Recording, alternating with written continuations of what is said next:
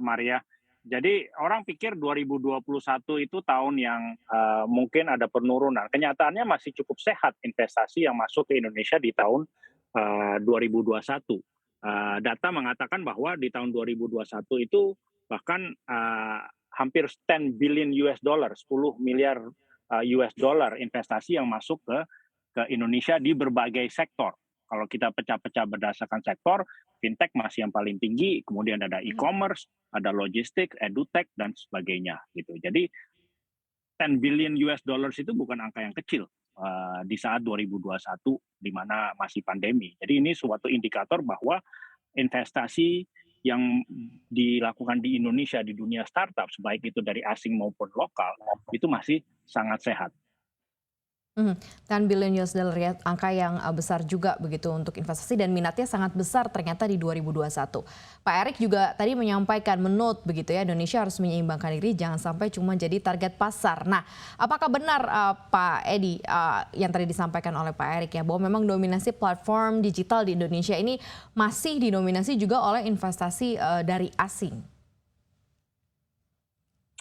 Iya, tapi menurut saya itu bukan sepenuhnya negatif ya. Kenyataannya memang seiring dengan sebuah startup yang semakin besar, investasi yang dibutuhkan pun semakin besar ya.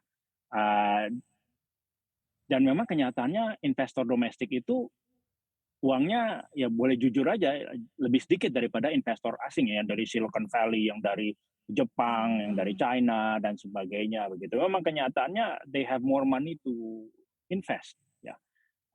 Bukan berarti terus kemudian kita tinggal diam, enggak. Makin lama udah 4-5 tahun terakhir ini investor lokal terus bermunculan, baik itu dari BUMN, dari konglomerasi, dari korporasi dan seterusnya. Ya. Jadi ya seperti Pak Erik bilang gitu, kita tidak anti asing. Biarkanlah investor asing tetap masuk ke startup di Indonesia, tapi kita perkuat yang lokal juga, ya baik dari BUMN maupun swasta, konglomerat dan seterusnya. Kondisi yang dari lokal sendiri sejauh ini seperti apa nih, Pak Edi? Artinya adalah Sebentar ya. memang asing ada dan ada Segini, genjotan juga begitu ya dari sisi lokal gitu ya. Nah ini gimana membalance ini nih Pak Edi? segini udah? Oke, udah disana.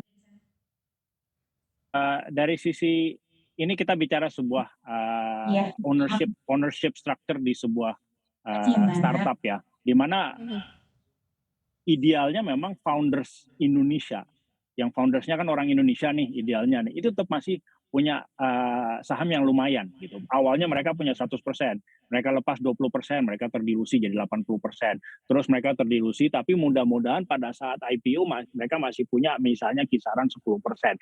Itu menurut saya masih sehat. Jadi masih di-drive oleh foundersnya. Kemudian investor asing, bolehlah, baguslah. Tapi investor lokal juga mungkin masih ada gitu. Mungkin idealnya ya mungkin 40% lokal, 40% asing dan 20% founders masih punya gitu. Jadi kalau bicara teori itu mungkin yang paling ideal. Kenyataannya sih nggak pernah persis seperti itu. Tapi kita harus menuju ke sana, di mana kepemilikan investor lokal itu besar. Ya jangan hanya kita jadi minoritas di negeri kita sendiri gitu ya. Betul. Ada nggak cara-cara atau mungkin inovasi khusus yang dibutuhkan Pak Edi? Artinya untuk lebih menggiatkan investasi domestik khususnya untuk sektor ekonomi digital nih di Indonesia. Kalau dari kacamata Anda seperti apa? Oke. Ada dua hal ya. Satu mungkin membuat investasi lebih gampang ya dalam bentuk dana kelolaan ya. Kita sebutnya venture fund atau bahasa Indonesianya dana ventura gitu, dan ini rejimnya sudah ada di perizinan OJK sudah ada. Jadi menggalang dana dari investor retail maupun institusional, dikumpulin dananya mirip seperti reksadana begitu ya. Tapi kalau reksadana investnya ke instrumen pasar modal dan sebagainya, ini dana ventura ini investnya ke startups gitu. Itu sudah ada gitu ya. Jadi dengan adanya rejim dana ventura ini bisa lebih banyak investasi di Indonesia. Dan Merah Putih Fund yang tadi juga disebut oleh Pak Menteri itu adalah menggunakan kerangka dana ventura ya. Yang kedua adalah exit.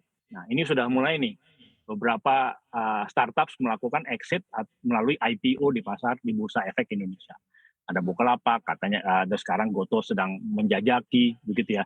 Ini akan menimbulkan terus interest bahwa kalau invest ke startup itu ternyata ada loh exitnya gitu ya. Dan ini membuat iklim semakin baik.